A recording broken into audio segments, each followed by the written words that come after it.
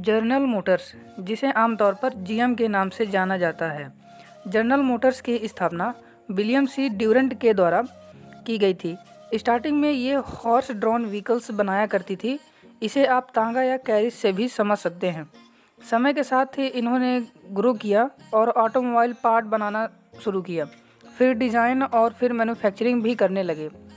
और देखते ही देखते यह कंपनी न केवल अमेरिका की बल्कि समस्त विश्व की सबसे बड़ी कार मैन्युफैक्चरर कंपनी बनी। इस कंपनी के अंदर 4 बड़े ब्रांड आते हैं, जैसे ब्यूक, कैडिलैक, शेवरोले और जीएमसी। और यही नहीं, इनके अलावा भी कई अन्य ब्रांड भी इसके अंदर हैं। ये तो केवल मुख्य ब्रांड हैं। और इसी के साथ जीएम ने इंडिया में काम करने का सोचा और 1928 में आई और इंडिपेंडेंस के बाद करीब 1954 में यह इंडिया छोड़ के भाग भी गई। यह कंपनी भारत के अलावा 36 देशों में कार मैन्युफैक्चरिंग करती है। इतना ही नहीं, यह कंपनी इस बार भारत में 1996 में ओपेल ब्रांड के साथ आई।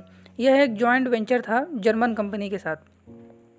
और ओपेल की पहली कार थी एक्स्ट्रा, जिसे 1996 में लॉन्च किया गया था और 2003 में डिसकंटिन्यू भी कर दिया गया। दूसरी कार ओपेल वेक्ट्रा थी, जिसे 2003 में लॉन्च किया गया और 2005 में डिसकंटिन्यू कर दिया गया। तीसरी कार थी ओपेल कोर्सा, जिसे 2003 में लॉन्च किया गया, लेकिन इसे डिसकंटिन्यू 2006 में किया गया था। लेकिन ओपेल पहली कंपनी थी जो जर्मन क्वालिटी को अफोर्डेबल प्राइस में लाई थी। फिर भी यह कंपनी भारतीयों को नहीं झेल पाई। कारण यह था कि पहले तो इसके स्पेयर पार्ट्स आसानी से मिलते नहीं थे, और अगर मिलते भी थे तो काफ़ी महंगे दामों में, और उसके बावजूद भी रिपेयरिंग में काफ़ी समय लगता था।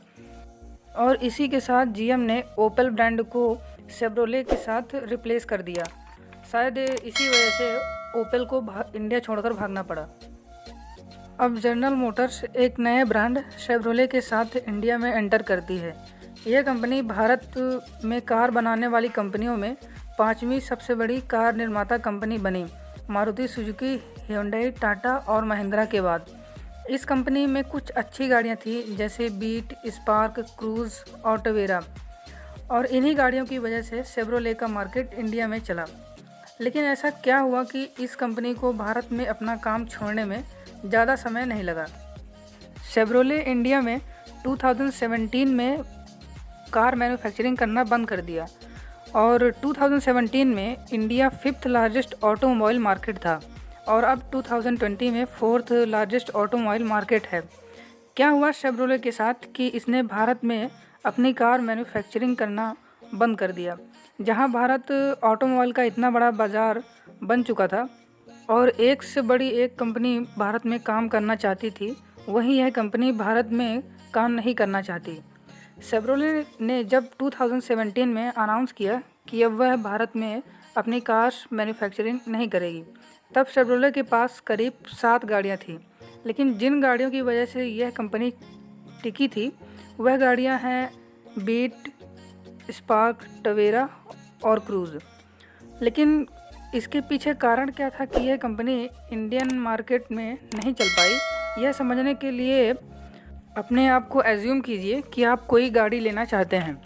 जब कोई इंडियन गाड़ी लेना चाहता है तो वो 4-5 चीज़ें देखता है एक पर्टिकुलर बजट में। पहली कि गाड़ी की अफोर्डेबल प्राइस हो, अच्छा माइलेज, लो मेंटेनेंस, अच्छे फीचर्स और रीसेल वैल्यू भी ठीक ठाक मिल जाएं। ये सारी चीज़ें एक इंडियन को चाहिए होती हैं एक कार में। प्राइस के मामले में शेवरोले ठीक थी। शेवरोले एक अफोर्डेबल प्राइस में ठीक ठाक गाड़ियाँ दे दिया करती थी।